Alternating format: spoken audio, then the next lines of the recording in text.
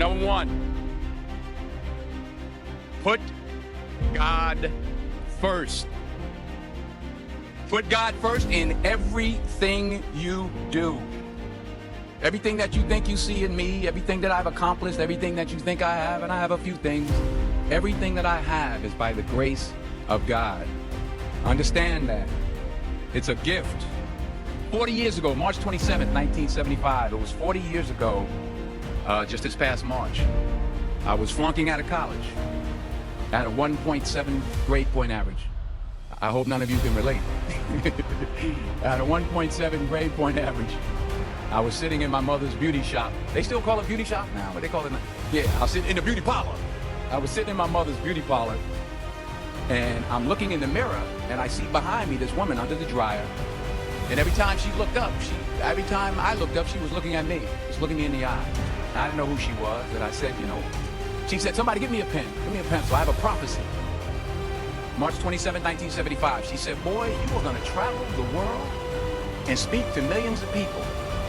Now mind you, I flunked out of college. I'm thinking about joining the army. I didn't know what I was gonna do. She's telling me I'm gonna travel the world and speak to millions of people. Well, I have traveled the world. And I have spoke to millions of people.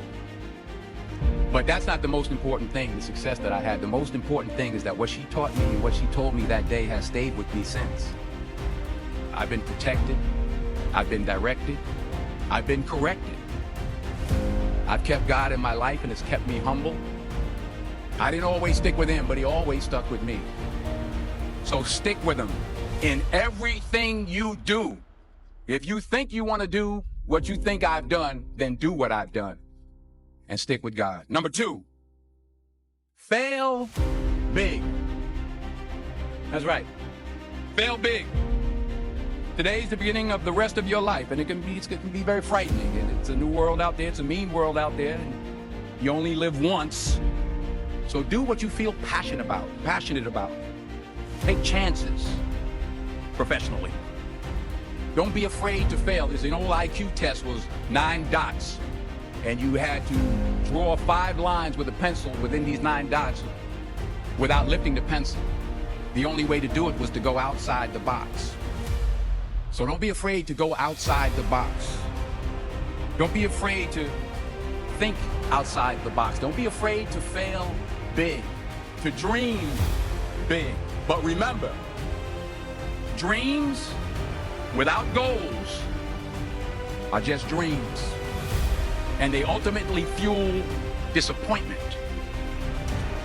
So have dreams, but have goals. Life goals, yearly goals, monthly goals, daily goals. I try to give myself a goal every day. Sometimes it's just to not curse somebody out. Simple goals, but have goals. And understand that to achieve these goals, you must apply discipline and consistency. In order to achieve your goals, you must apply discipline, which you have already done, and consistency every day, not just on Tuesday and just a few days. You have to work at it every day. You have to plan every day. You've heard the saying, we don't plan to fail, we fail to plan. Hard work works. Working really hard is what successful people do. And in this text, tweet, work world that you've grown up in, remember, just because you're doing a lot more doesn't mean you're getting a lot more done. Remember that. Just because you're doing a lot more doesn't mean you're getting a lot more done. Don't confuse movement with progress. My mother told me, she said, yeah, because you can run in place all the time and never get anywhere. So continue to strive, continue to have goals, continue to progress. Number 3, you'll never see a U-Haul behind a hearse. I'll say it again. You'll never see a U-Haul behind a hearse. I don't care how much money you make, you can't take it with you. And it's not how much you have, it's what you do with what you have. We all have different talents. Some of you will be doctors, some lawyers, some scientists, some educators, some nurses, some teachers. Yeah, okay. Some preachers. The most selfish thing you can do in this world is help someone else. Why is it selfish? Because the gratification, the goodness that comes to you, the good feeling that I get from helping others, nothing's better than that. Not jewelry, not big house I have, not the cars, but it's the joy. That's where the joy is in helping others. That's where the success is.